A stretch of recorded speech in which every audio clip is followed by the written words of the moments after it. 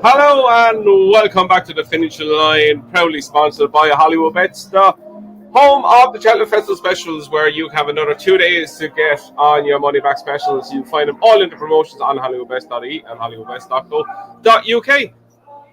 Day 2, 1 and 2 done, lads. We're on We to just day 3. Andrew's in the gym. He is not at Cheltenham, lads. Celebrating our wins, lads. It sounds like he's in the middle of Cheltenham now, living the dream. Yeah, I brought the studio with me. Oh, we had a right off at the Nurgamine today. Woohoo! Oh, look, really quick review. Terrible first day, really good second day. I can't hear a word you're saying. Just about up. So, yeah, 250 to 1 shots help. Well done. Well done. That's just my strategy, though, lads. I was back 4 or 5 in those mad races.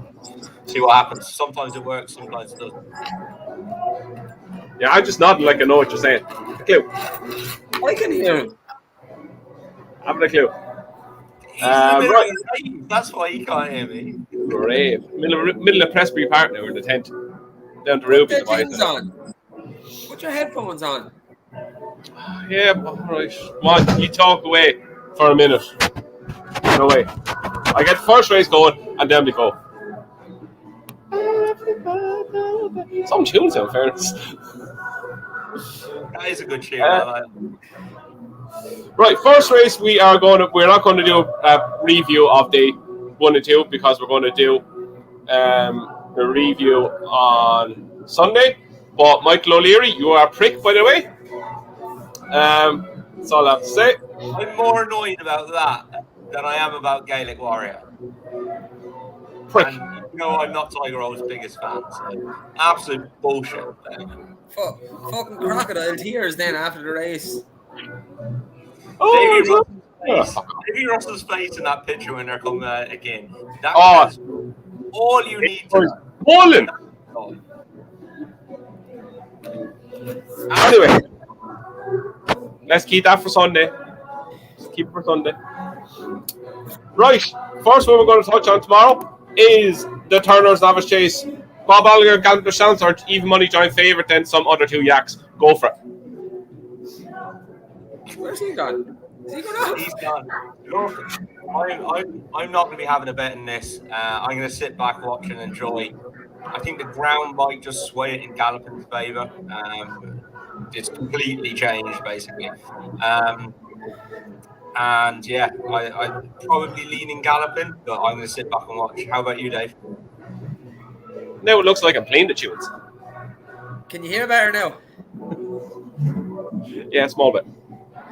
I know you're worried about the ground for Bob, Tom, but I don't know. I just think he'll have a bit too much speed. Even the ground is the same for both of them, so I just think he'll have a bit too much speed. And yeah, I think Bob will win.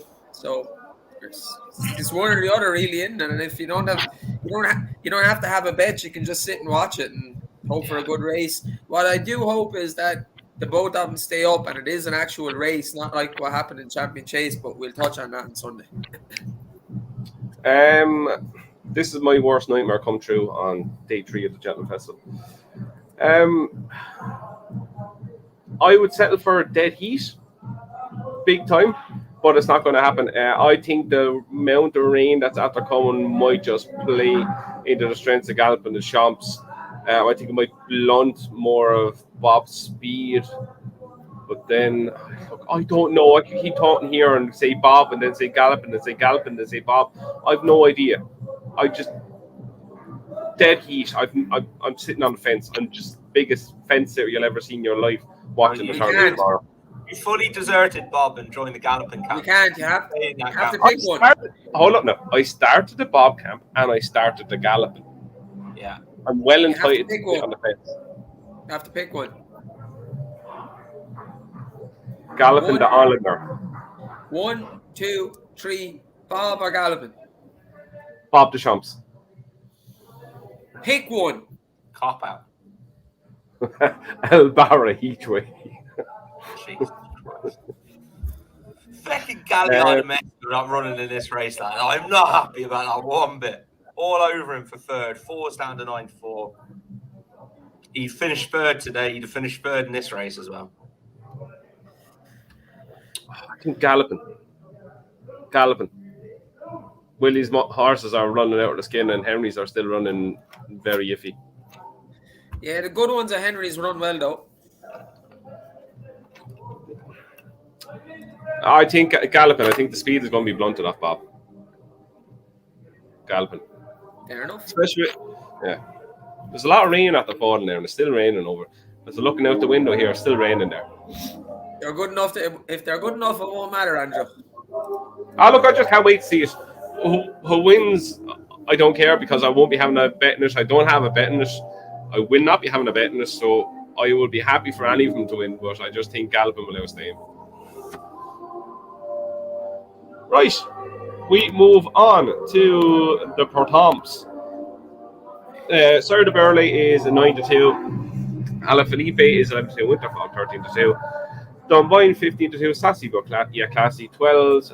Falcano 12s. Tullybeg 14s. Ballyandy 16s. The Jamman 16s. 16-1. Bar the rest. Dunboyne, Tom, you still confident, or are you swaying back to the old boys? Slow de Burley.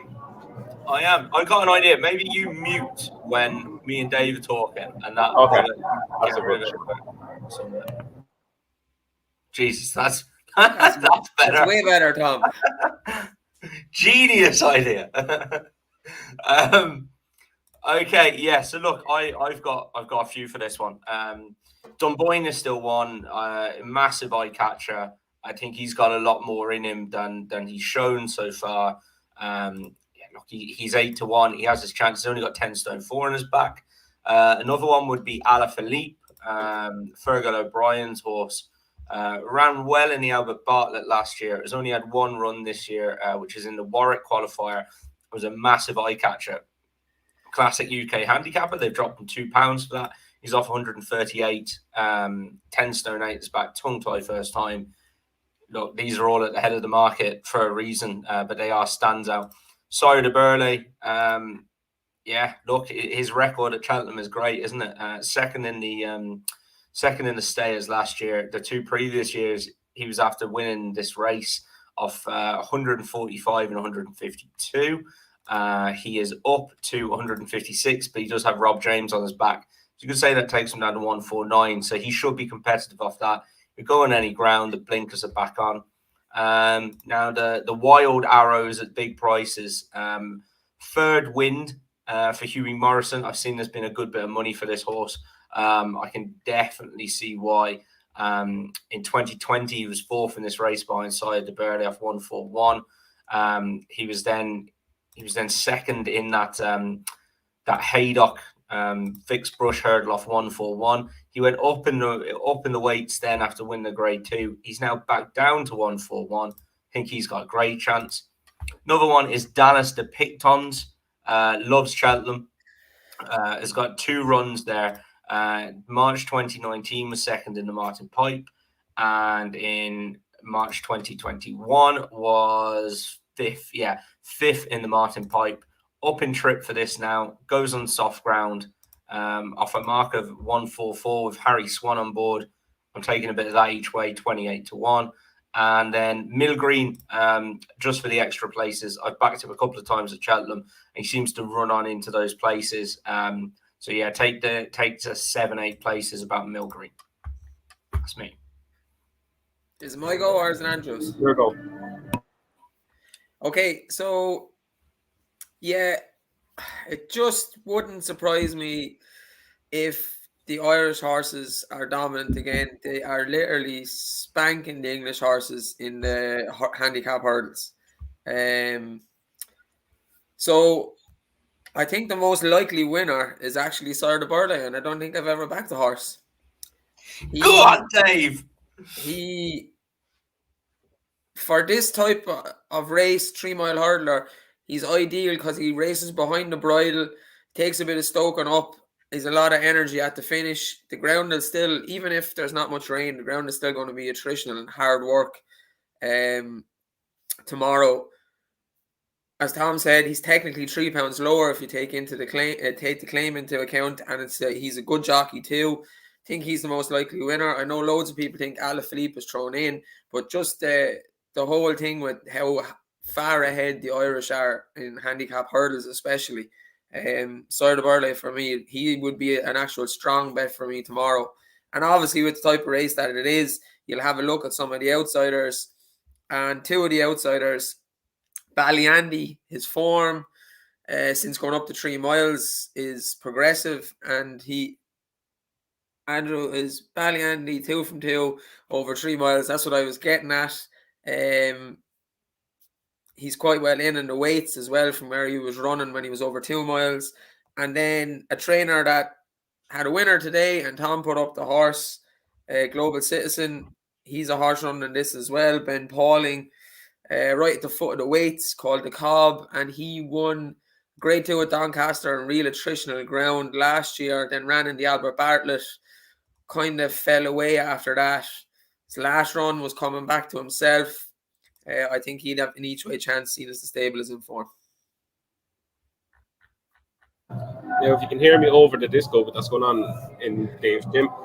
I'll keep it short and sweet. Ballyandy would be my main pick. He's 2 from 2 over 3 miles, say 2 miles, 7.5 furlongs. First time up, he beat Kansas City Chief by 18 lengths, and he bolted up at Plumpton, I think 2-3 days ago. Beat JPEG last time off 145, up to 150 now, up £5 for the last win. £5 would not have stopped him winning the last day. Finn Lambert is getting on really, really well with him, and he's maintains the ride again today. I can see him going very, very close in this. I can't have Sire de Burley. I know he's won this before. I don't know why. I just don't like the horse. Plain and simple. Satia Classy, she could run a huge race as well. But Ballyandy will be my main pick each way. I think 16 to 1 each way. Get your 6-7 places or whatever. I can't see him not being placed in the form that he's in. So he will be my main selection in this. Right, we move on to the Ryanair, and Alho is in the stall at 4 to 7 on, Conflate is 6 to 1, Shamblu 10s, Gidanli 12s, Elral 16s, Mellon 18s, Finian Destraval 40s, and Mr. Fisher. Dave, taking away Alho steering job. He's the most likely winner, yeah. With the ground being heavy and stuff, I don't think we will see quite the performance that we saw last year, and I'd say that was a bit of a freak performance as well. But he is the most likely winner of the race. It's a better race than I expected it to be. I think Conflate is a decent enough horse. Shamblu might try and upset Alaho. I know we all kind of think Janet will run into a place, but Alaho is most likely winner, yeah. Yeah, I'd agree. I think Alaho is definitely the most likely winner. I don't, as you say, Dave, I don't know if we'll see him do what he did last year. I think he rattled off that ground last year and absolutely battered them. But in saying that, I do think he will win. Look, he's 8-13. My bet for a while in this, and I think you can. I'm just going to check actually. I think you can still get this price because this is more competitive than I thought it was going to be as well. But it's Gianadil to finish in the first 3. Yeah, you can get 7 to 4. I was backing that at 2 to 1. I did doubles and trebles with a few non-running a bet. But I have it in a double with Free Stripe Life, who was placed today. So I'll be hoping Janadil places, and that's the way I'd play this race, I think. Yeah, I think Alaho is obviously the most likely winner. Will he do what he done last year? Probably. Well, on the ground, you probably wouldn't think so. But he does handle the ground, so I think we see a very good performance as well. Conflated can't be underestimated whatsoever. The Irish Gold Cup winner could be turning the tables now these days, so he could be a big danger. I agree with the last gentleman is probably the place value in it. But I think the top 2 in the market will be the first, second home, so I think Conflated will be following home Allo. I think that's a 4 or 5 to 1 forecast there. Even throwing Janadil if you think that's going to be the third. But I think it's another Irish 1, 2, 3 for me, if I'm honest. Alho Conflated, probably Janadil following home in third. Oh, geez, the music stopped. Mother of God, years. Right, we move on to the Stairs Hurdle. We have Florence Porter in a 4-1 joint favourite with Classical Dream. Champ 92, Time Hill 92. Roy Kahala, there's been a bit of money around for her the last 2 days. 6 is Paisley Park 7. Lisnagar Oscar 28, and same with Song for Someone Home by the Lead 33s. And Kashari is back from 150 into 66 to 1. Dave, this looks still unbelievably competitive. The rain that's around is going to kind of suit Classical Dream, I'd say, in a way. But you're very sweet and Florence Porter. Are you turning that off, or are we good? No, we're good. Yeah, I'm still sweet and Florence Porter. Think he's the most likely winner. Classical Dream really is anything. He could do anything. I don't like the 2 10-year-olds, Champ and Paisley Park. I think Time Hill is, when it gets extreme ground, heavy, soft ground, he's suspects there at 3 miles. And I do give the filly a chance. We always talk in the podcast, you get a really good filly getting that £7 allowance. They're very, very hard to keep out of the frame. She looked all the time that she wanted to go up and trip. I think she's running at the right trip now. So heavy ground, her cup of tea as well. So Florence Porter and Royal Kahala each way. What about you, Tom? What way are you looking at this one? Look, this is still wide open, isn't it? I think you realistically give the first 6 in the market a chance here, I feel. I'm not so keen on the mare. I'm happy to overlook her. I think I'd give Florence Porter a hell of a good chance again. Without rattling through them, Florence Porter would probably be my selection. But to be honest, I don't even know if I'll have a bet in the race. I will probably just watch it, and I will definitely be cheering on Paisley Park. That would be one to bring the house down if he won. Thank God Emma Lavelle hasn't stuck another horse in here to run against him. If he was going to win, be nice to see him get chinned on the line. But that would bring the house down, and that would be the one for me. It wouldn't be like that for some person that trains a horse and owns the same horse to put in another horse that is capable of beating them in the same race. You wouldn't see that these days. Well, you might, but probably not when the horse is going for its 6th win at the Cheltenham Festival. Becoming a retirement race. You wouldn't do it under a retirement race either. That would just be a dickish move. And he's going to retire because you're not going to give the Grand National a crack, even though he still looks in the form of his life. No, probably nobody. Oh, wait. Yeah, people probably would do that. Oh, that did happen. I'm so not happy about it. I'm really not happy about it. Dick. Never flying Ryanair again. Until I have to go to England. It's as dear as Aer Lingus these days anyway, lads. So book those Aer Lingus tickets. It's true. With all the add-ons and everything else to go with it. Right. I think with the rain that's had to come around, Classical Dream has a great chance in this if he decides to get out the right side of the stable. I've Champ a big prices anti-post. Honestly, I don't think he will win. I just think there's something telling me now that it's not worth it now. Roy Kahala, I respect big time. She's a very good mare. I think the step up and trip is after sitting her down to the ground. She's a mare on the up. She's a big girl, and I think the softer the ground, the better her chances. She could play a huge part. Paisley Park, I would love to see win. Whether he can or not, who knows? If he backs up his last run, of course he can win. Florence Porter, I think, is the one that has, I think, the least to prove.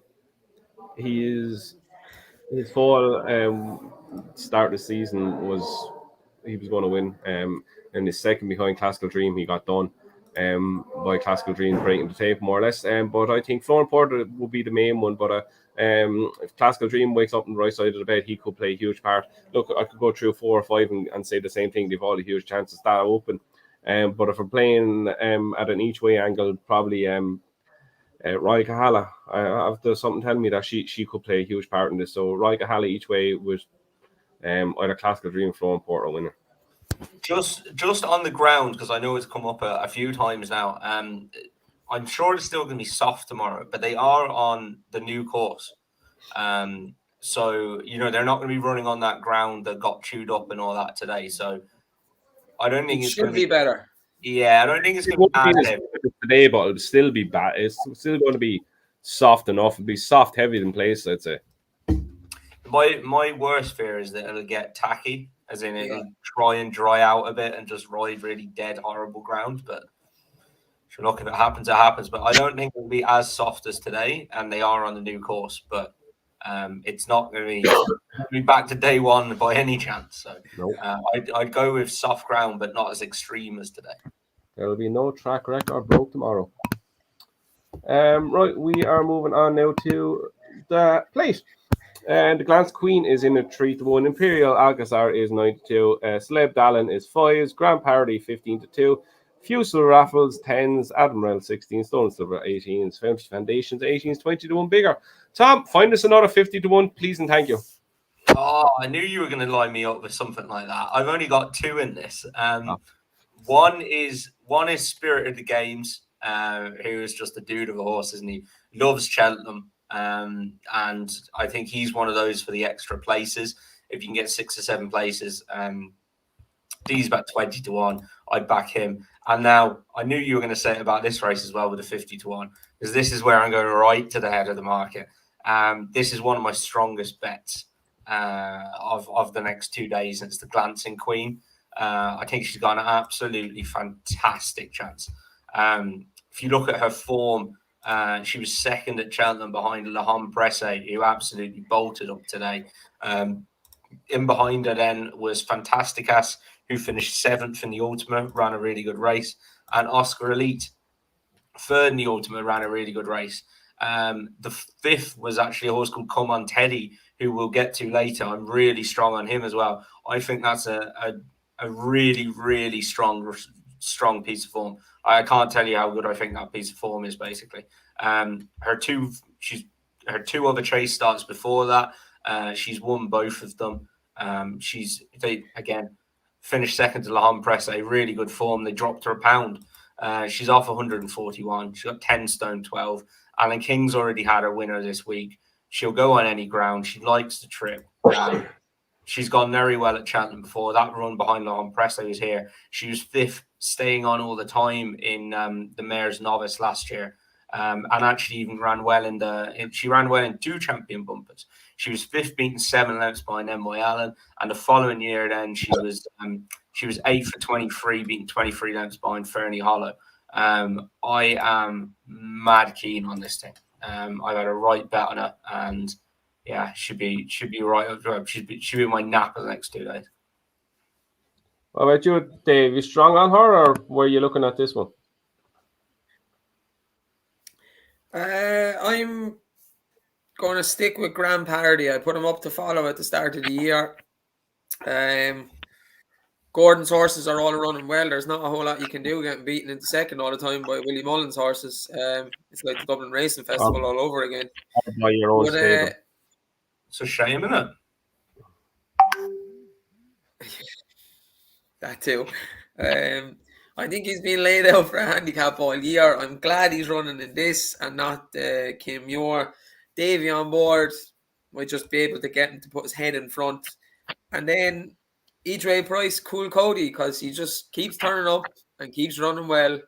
He goes up the ratings, comes back down, runs well again, and then it all happens all over again. So I'm not missing out on Cool Cody if he goes and wins tomorrow. I'm on the same with Dave. Grand Parody, I put him up as an anti-post selection. I think he's the right profile for a race like this. Glance of Queen to me is the big danger. Tom went through a form there. Her form behind Lahom Presse has been advertised today, and the horse in behind her have done well as well. Imperial Alcazar won well the last time, but I think Grand Parody each way pricing. What price is there? Grand Parody is 15-2. Nice each way price. You get your 4 or 5 places again.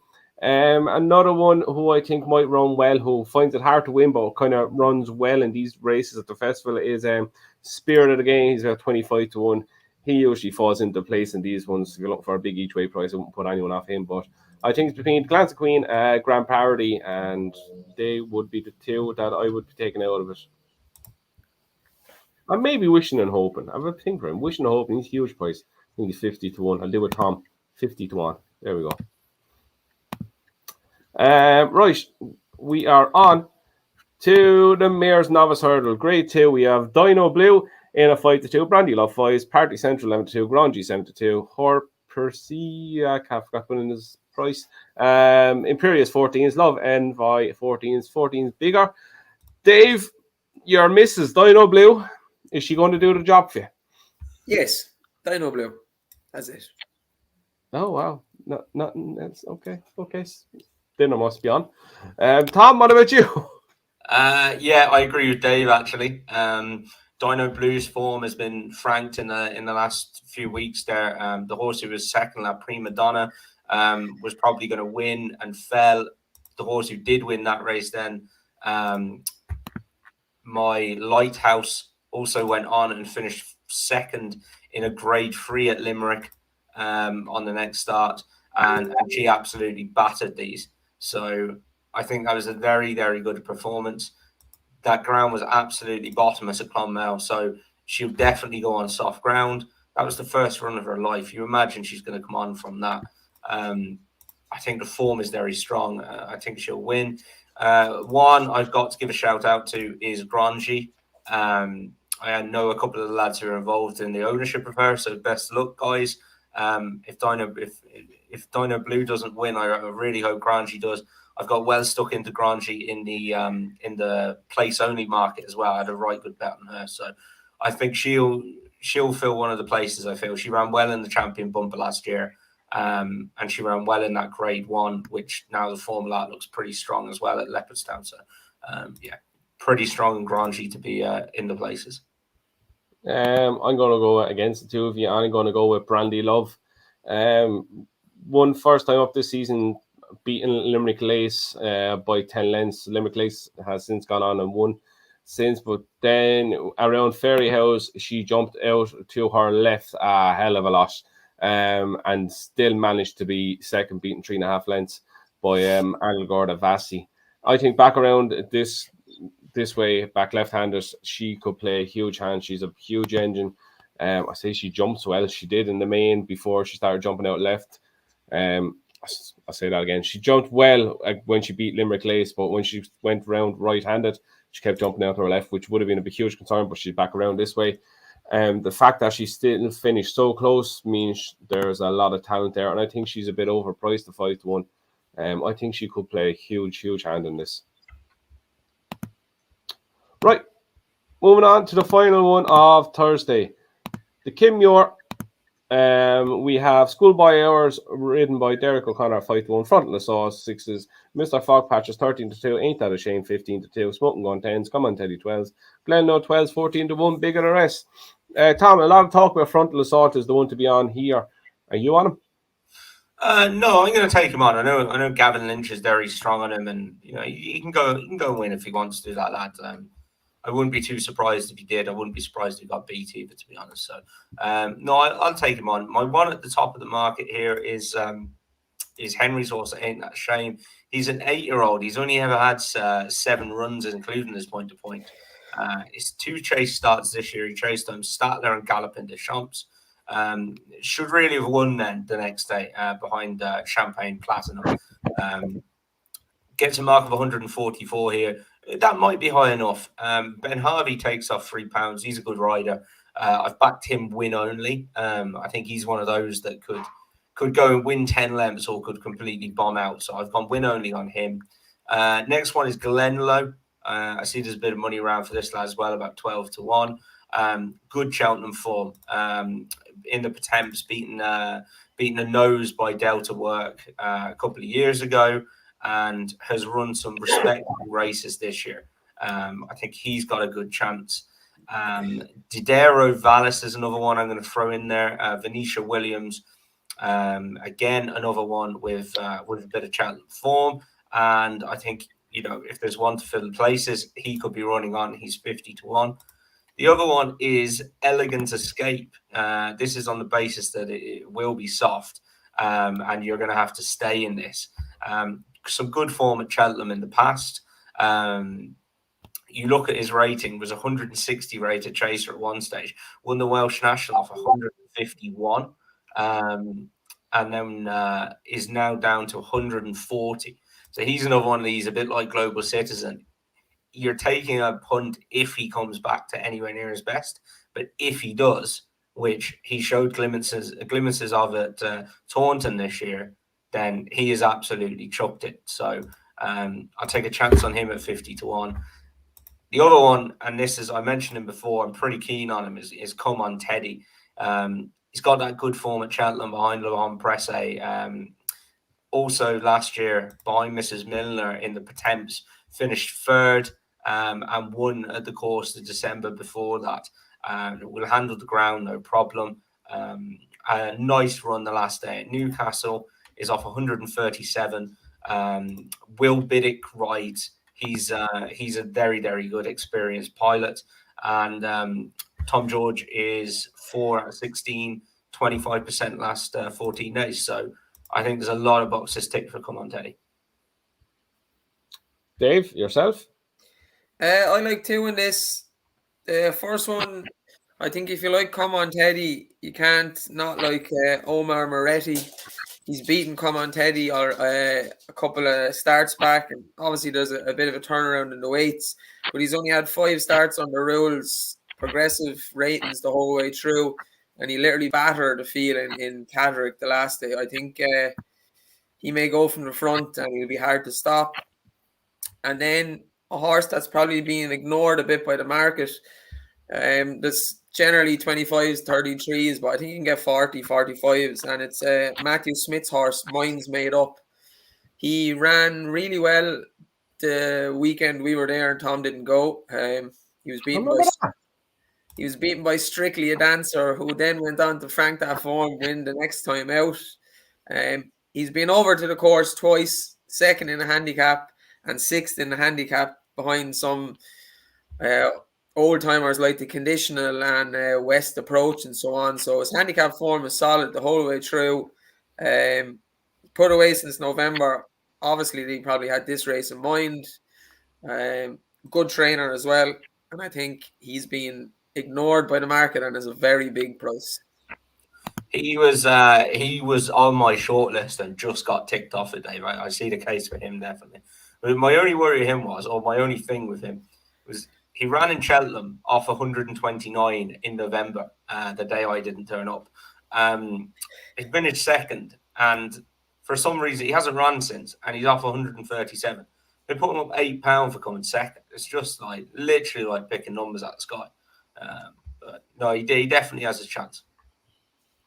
My two would be one you touched on already, Tom. Glenno. I really like his chances going into here. As you said, his back form at Cheltenham has been very good. He was beat by Delta Work many moons ago, but he went off 7-4 favourite last time, finished down the field, or third. I think they expected a lot more out of him. Barry O'Neill takes the right today, very good amateur jockey. Can't go wrong with him in these kind of races. He's been backed again today. I won't put anyone off him. One at a huge price that I was looking at is Phoenicia Williams trained Chambrand. This thing has been in very, very good form this season. Has 3 wins and 2 seconds to his name. One last time up, beating Storm Horizon by 3 lengths, beat Paddock Parks then by 13 lengths the time before that. Is in very, very good form. Won't mind what the ground does whatsoever. Lucy Turner gets on really well with him, and at 40-1, I think he could play a nice, decent each way part in this. A horse with a lot of form coming into the race. Step up and trip is going to be no problem whatsoever, as he showed the last time. So that at 40-1 for Lucy Turner and Phoenicia Williams for me as well. Right, moving on to Friday. I don't have graphics done for Friday, so I'm just going to have to bear with me 2 seconds. Right, Friday at the Triumph Hurdle. We have a Vauban in at 15-8, Pied Piper 3s, Fildor at 4s, Porticello 12s, Ikra Allen 14s, and 14-1 Bigger the rest. Lads, we've seen Vauban up in the Dublin Racing Festival, looked something really, really special. surely doesn't be beat now, does it? Well, I'll be sticking with him anyway. Probably another one where Gordon's going to have to settle for second best behind Willie in a grade 1. Yeah, I like Pied Piper and I like Phil Dore, but what Pied Piper beat, I'm pretty sure Vauban would have done the same to them if he was racing against them. The English juveniles are not great. Yeah, Vauban, I like him a lot. I'm not gonna go away from him now. You're the same, Tom. All in on Vauban? Yeah, I'll stick with Vauban. I think the one for me that might come into it on softer ground for a place now definitely is Phil Dore. He's a horse I've been against all year, but I think he looks like a stayer to me. So on softer ground, I think he'll come into it. The one I'm going to be backing each way is Ikra Alen. I was a massive fan of his after what he did at Leopardstown at Christmas.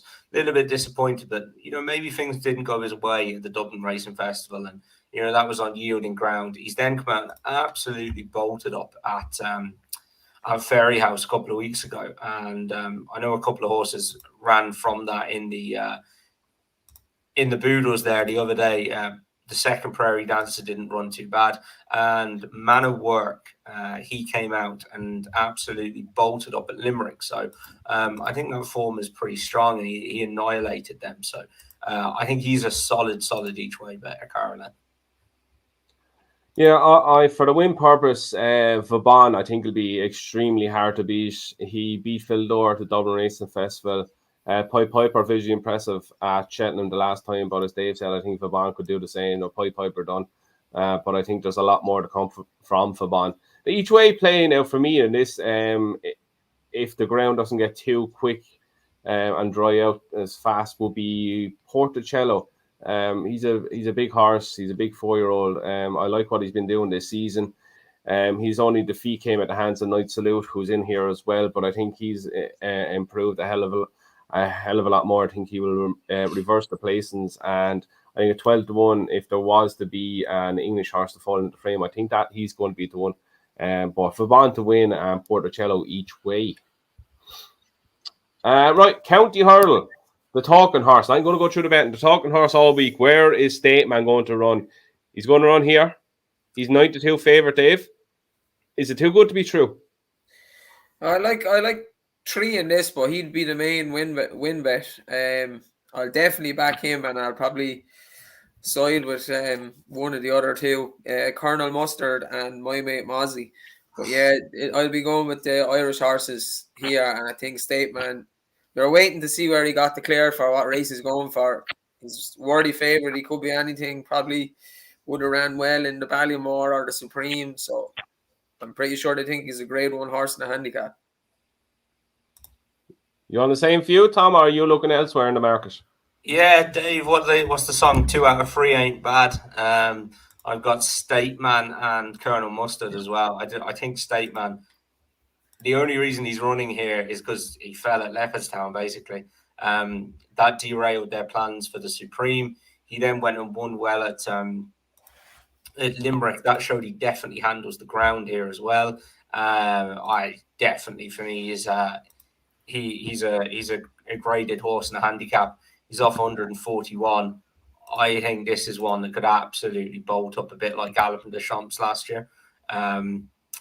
Colonel Mustard is the other one. He's got some really good place form, and he goes under the radar because he's trained by Lorna Fowler, but she clearly knows the key to this, lad. So he's another one. There's been a bit of money for him. And the other one I'll throw out there, I'll pick a random, but not a random, but a big priced horse is Claire de Beaufort. This is another one. He'd have to bounce back to his best. But last year he was beaten 2.5 lengths into 4th in the County Hurdle. He's also run well the year before at Cheltenham in the Grand Annual. He was 2nd. I think he's got one more run. Oh, he unseated at the last, I think, yeah, in the county as well. So I think he clearly loves Cheltenham. He's got to bounce back from a not so great couple of runs this year. But if he did, he's off 136. Jordan Gainford takes 3 off, and he's 40-1. So extended places, I'll play a bit of Eclair de Beaufort as well. Yeah, State Man all day long. We've all been waiting to see where he's going to run. Graded horse in a handicap. To me, it's as easy as that. Really, in this one, he's done it so many times with so many good horses in this race. I think he'll do it again on Friday.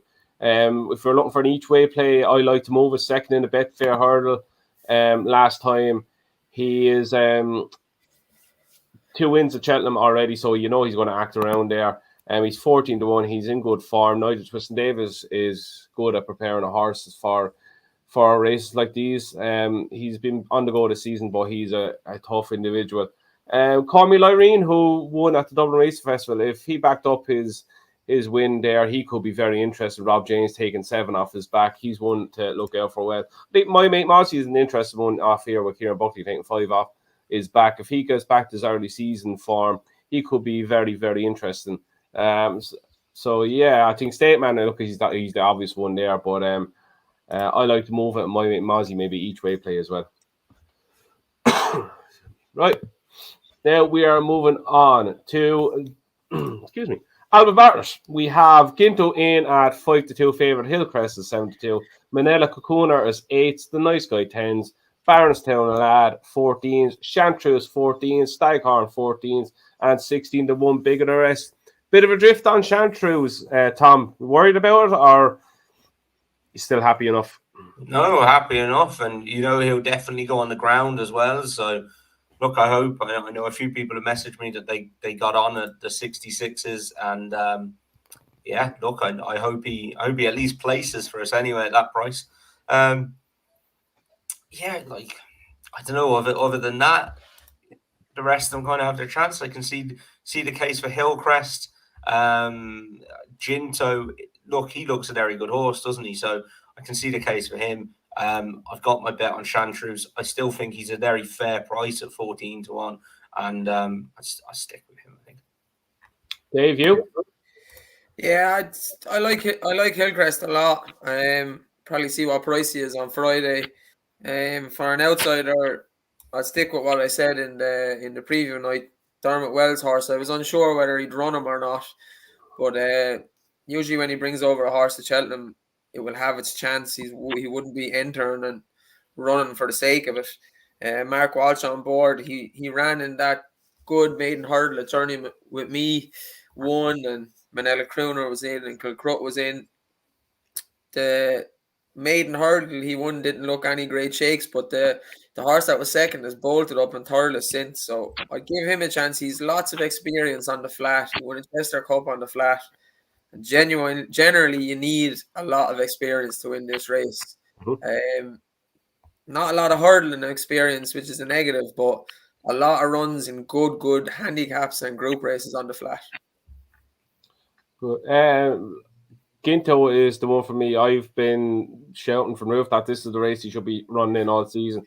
I have him at a decent each way price. He's been backed into 5-2 now, and to me, he's the one they all have to beat. I really like how he goes about his business. He's just an out-and-out galloper this race. I think will suit him down to the ground. Hillcrest will be a huge danger if his last race didn't leave his mark. He is another one that's going to be very exciting going forward. The two of them, I think, will be battling it out at the finish. One who I really like at a big price is Archie Watson, predominantly known as a flat trainer and a very good flat trainer at that. He has Staghorn running here. It's 2 from 2 over hurdles after wins at Hereford and Warwick. He goes in front. I think he's a rating of over 100 on the flat, and he seems to be transitioning that rating to his jumping form, which will give him a huge part to play in this if he keeps going the right way. He's a front runner and a very good jumper, very nimbly jumper, and he's going to stay. So I think a 14-16-1, he is worth a decent each way bet. I really like how he goes about his business. But Ginto will be the one for me as a win, and Hillcrest of Danger, Staghorn each way then. Right, moving on to the Blue Ribbon event, the Gold Cup. A Plutard is holding firm at 3-1. Tom at the top of the market, looking like he probably will go off favours, I'd say, at this stage. Gavlin is still solid there as well. We've Manila Indo, potentially at Royal Pagay, who will love the rain coming, then Alvin Foch, Alternative Flyer, and so on. But Plutard, is it going to be his year, Tom? I hope so. I really do hope so. I think the experience will stand to him now from those 3 mile races that he's had. I think Galvin will go off favourite. I can see there's a bit of money for him already, and I can see him getting well stuck into Galvin. You know, he's got that profile, hasn't he? Yeah, look, for me, I'd be cheering on a Plutard. I think just some of Henry's comments about Manila Indo, though, just how he wakes up when he goes to Cheltenham, and you know, he had a good first run of the year. Obviously, all went tits up then, didn't it? At Kempton, and he was good then at Leopardstown on the comeback trail. So I wouldn't write off Indo. I said at the start of the year, I think this is between Indo and a Plutard for me, and you know, we're 2 days out from it. I'm still thinking the same thing. What about you, Dave? You looking at Indo? You really like Protectorat, don't you? You still going in on that? There's a comment there first, Tom. Is Dave getting squeaky bum giving Brits on 6 winners already? Can't remember if you said 8 or 10. It wasn't that many English winners. It was Irish 1, 2, 3s. They have 5 already, and they'll have another one tomorrow because there's no English runners. So that's 6, and that's the bet over. So that's the end of that. I believe you've got that, considering it was it 4 or 5 last year, and on day 1 and 2, I think there was 1 on each day, and the second days, the last 2 days picked it up. So I thought I'd be sitting pretty, and you'd be the one sweating going into the last 2 days. But halfway and it's in. Halfway and it's in, and the Presbyterian Cup, there's like what, 2 in it or something, is there? I mean, for fuck's sake, I've got done there properly. But anyway, well, of the ones near the top of the market, yeah, I side with Manila Indo, but generally I'll go for second season chasers in this, or at least a horse that's never run in the Gold Cup before. So yeah, I like Protectorat each way and Tornado Flyer each way. They're not strong selections because it's a really open race, but I'd stay away from the horses that have tried and failed to win it. Protectorat's the right age, a 7-year-old. He looks progressive. Tornado Flyer looks progressive at the trip. Ran in the Ryanair last year, and that's happened a few times as well. Horses that ran in the Ryanair go on the next year to win the Gold Cup. So the 2 of those each way. Andrew, do you know what the Dave was just on about a few stats there and what profiles of horses? Do you know that horses do really badly in the cross country on their first start as well? Oh, yeah. They usually graded horses that come back down and try to revitalize their career. They take at least 1 run is the stat, yeah. Yeah, Prengard backed up that stat anyway. Fucking Prengard ate his life today. I think. He came up with the 4 fences. He's on very back to France. I watched his videos back today because when the ground went for Tiger, I said, right, I'm gonna watch his videos back, just be 100% sure about this. Make sure he's gone on some soft ground. You know, I'm gonna have a good bet at it. I watched him jump around in his videos. I was like, oh, this is mustard. The freaking thing didn't want to know at all. Boom, fence. Boom, hurdle. Boom, cross-country fence. Put me up quick. Mark Walsh pulled him up and looked like I'm saving my life here. If I keep going, something's going to happen. Having any of this. Send this yoke back. Not going around for another circuit on that, lad. Thanks very much. Best of luck. Oh, anyway, we get back to that on Sunday. The comment. It says, amazing. You'll love this, Andrew. Amazing to think last year's Gold Cup winning jockey will be watching it this year on the box. Well, do you want to get a start on that one as well? He got jocked off the Gold Cup winner to ride a horse from that was going to run in the Gold Cup because apparently that was their Gold Cup horse. Oh, no, wait. That was the horse that was going to ruin everybody's fucking Wednesday at Cheltenham. Michael O'Leary, I'll say it again. Dick. Davy Russell said, right, he said, oh, I know there are a few people there booing Delta work, but sure, I think they were doing it in jest. No, they weren't. Nope. No, We're all they pissed off. were not. We're all pissed off. Davey, we're pissed. We don't like it. It's not on. Fucking poor Tiger Roll. You should have been doing this at the top of Cheltenham Hill. But instead you are doing... The fuck just happened?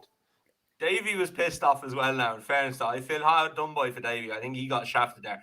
I've never seen him look so uncomfortable in an interview since that RTE interview this time last year. That was a great interview. It comes around this time of the year for Davey where he has to look really awkward in an interview and just not know what to say because he doesn't want to land his friends in it. But he thinks the complete opposite. Happened again. Yeah. I think he needs to look at his friends. One of them being a dick. Sorry, I stopped swearing now. Sorry. I was doing so well. Anyway, back to the Gold Cup. That's rant 1.0. That 2.0 will be on Sunday. The closer I get to this Gold Cup, the more confident I'm getting on Manila Indo. It's just his course form. He comes alive around Cheltenham. It's more or less you put in Galvin and Protectriat. Protectriat I can't have whatsoever. It's much of a muchness of what he beat last year. Galvin, I think he'll beat if he's back to his best at Cheltenham. I think 9-2 is a good bet. I think I put him up as 6-7-1 anti-post. It's just his form around here. It's unbelievable. And if he comes back, he'll go on any ground. Robbie seemed to get on him perfectly fine at Dublin Racing Festival. That was a good to see him come back to not come back, but to show that he didn't want showing too much ill effects from Kempton. So yeah, the more closer I get to it, the more confident that he's going to run a huge race and possibly win. He'd be my win bet in it. I won't back out Nelson's because I don't fancy anything else in it. But it would be just like Asterion Florence to place, just to be an absolute prat. But yeah, but no, Manila Indo for me is the most likeliest winner of the Gold Cup. Screw you, Michael O'Leary. Anyway, on to the amateurs. The Foxhunters Gold Cup. Billaway 2-1 favourites. Wing Leader 4-1. Bob and Co 7s. Pontavon at 12s. Dubai Quest 14s. Lord Schnitzel 14s. Mighty Stowaway 14s. There's a lot of them at 14s and so on. Tom, start with you. Bob and Co 7-1. He has his jumping frailties. He has his jockey frailties. Poor old David now. Well, we all love David Maxwell. David Maxwell is very harsh on David Maxwell. David, he even admitted himself he's not the best jockey in the world. We all know that. I'd love to see him win it, but realistically, his jumping frailties are very, very questionable. Well, you say that he's literally unseated once, like in his runs in the UK and Ireland, which is what 2, 4, 6, 8, 9 runs, and he's unseated once.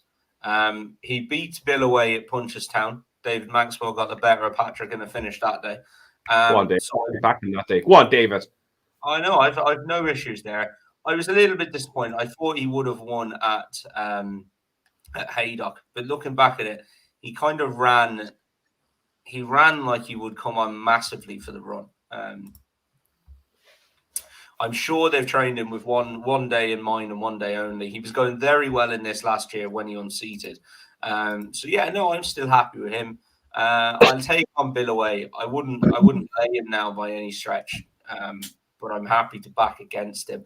I'll give a shout out to a horse called Pontavan or Pontaven, former Willie Mullins horse who's moved to a guy I know actually called James Owen. He pre-trains a lot of horses in Newmarket and trains some point-to-pointers. Very good trainer.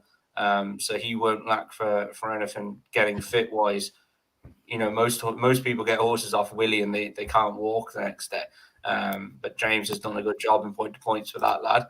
And lads, it's got to happen. I've saved this one up my sleeve all the way. I didn't even mention it on the preview night. It came to pass.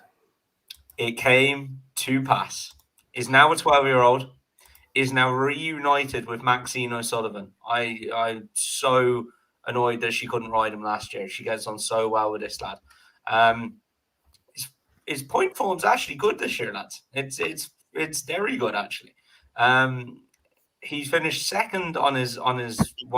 He finished third on his reappearance. Then he finished second, and he won, beating Kalunta and then randomly fell last time out. But I wouldn't worry about that too much.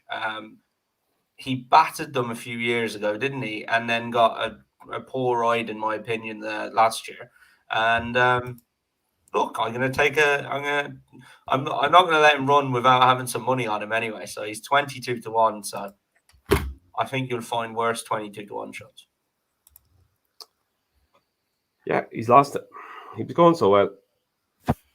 Tom, I love that horse. I'm sticking by him. I like your dedication, and yeah. Dave, winged leader for me. I hate this race, so I don't care. What Dave said. Moving on. Wing leader. I've nothing else. Right. The Muir's Chase. We have Ellie May in at 2 to 1. We've Mount Ida 9 to 4. Concertista 7 to 2. Zambella 8. Vienna Court 14. Scarlet and Dove 16s. Pink Legend 50s. Mayor O'Malley 100 to 1. Will Ellie May, Tom, have her day in the sunshine at the Cheltenham Festival, or will Mount Ida be there to beat her again? Well, I'd put it this way. I don't think she's got a horse to beat of the caliber of Colreevy this year. This is a race where I could make a case for the top 3 in the market, and I'd flip-flop, a good few times. I put Mount Ida up earlier in the year at 12s on our anti-post shows. And look, I don't see any reason why not to. I know people say about her jumping. Yes, if she starts jumping like she did last year at Cheltenham, she's going to find it very, very difficult. But she's beaten Ellie May this year. And I'd still give her a chance. And I think she's a fair enough price. But realistically, I think any one of the top 3 could win this. Dave, good old great top of the market. Surely in your heart. When I'm looking at this race, one day I'm choosing Ellie May, the next day I'm choosing Concertista. I don't know. I continually go back and forth, but I think Willie Mullins will win it. It might come down to the day, the ground, and see what kind of way it is. But Ellie May or Concertista.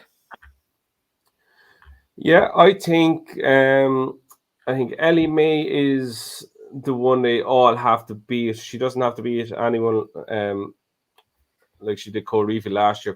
There's nothing of that caliber here.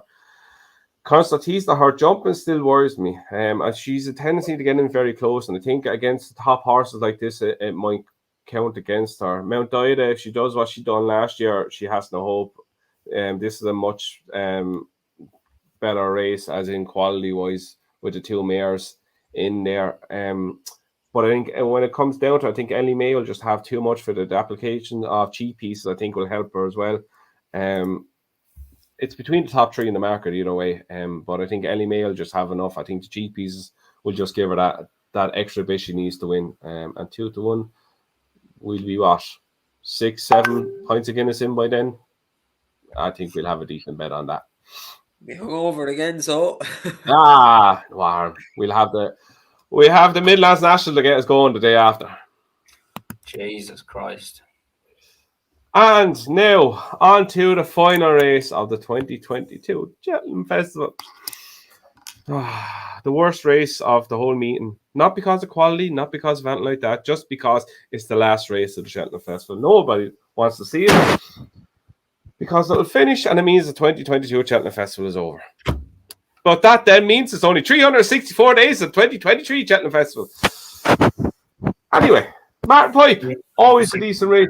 What? I think it's like 362 because it's on a Tuesday. It's not the day before. But yeah, whatever. 300 something days. Anyway, Martin Pipe. Fucking accountants. Oh, look at me, numbers.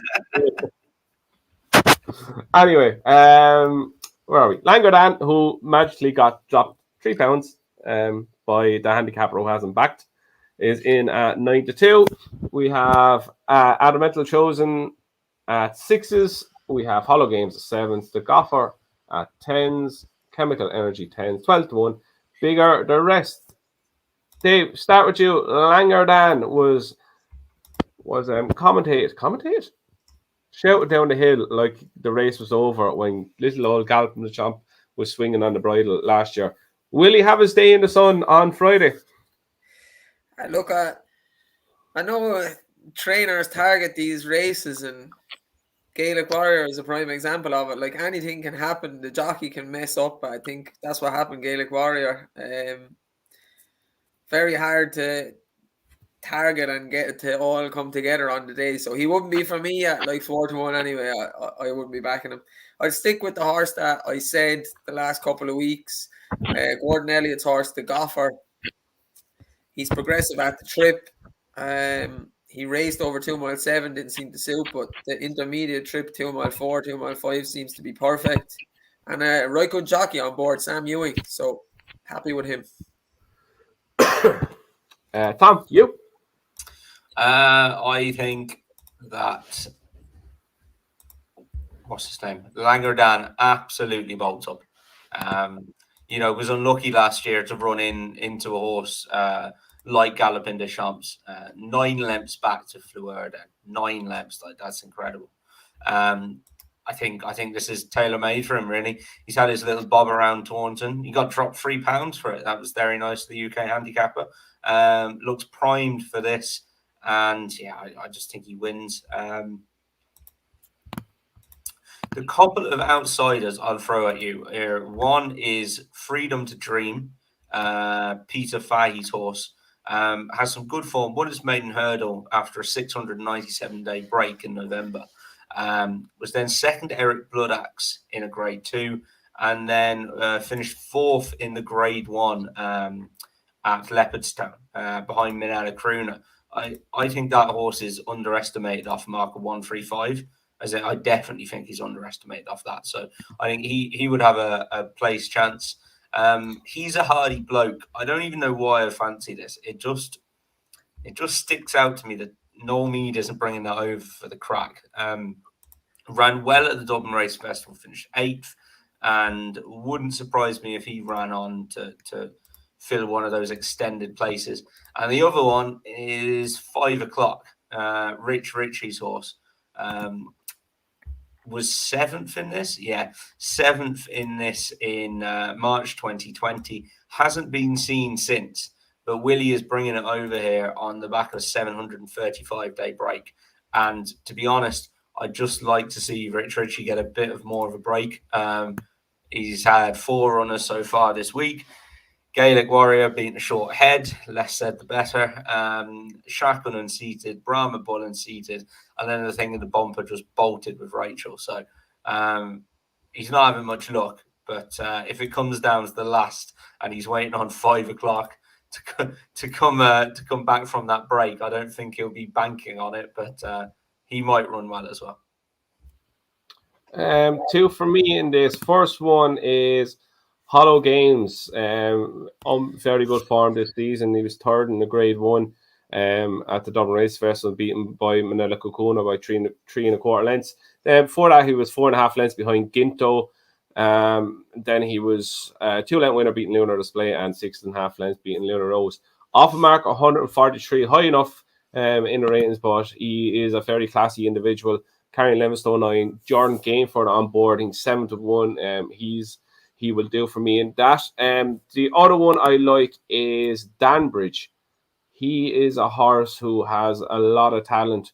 I like the way he goes about. This is going to be a strong run race.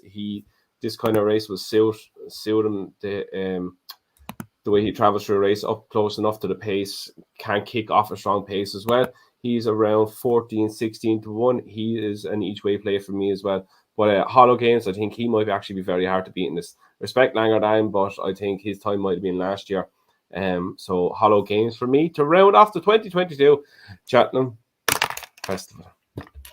Lads, snaps the next best Thursdays or Fridays. Forgot to do Thursdays. We do both of them. My nap on Thursday is Dino Blue. Next best is Bob. Big Bad Bob. Big Bad Bob. Hang on, I didn't. I was only prepared for one nap and next best. So I will go. My nap on Thursday is the Glancing Queen, definitely. And I would next bet Gianna Dill to place in the Ryanair. And my nap and next best are easy on Friday. Nap is Stateman, next best Langerdan. Nap, Gallop and the Champs.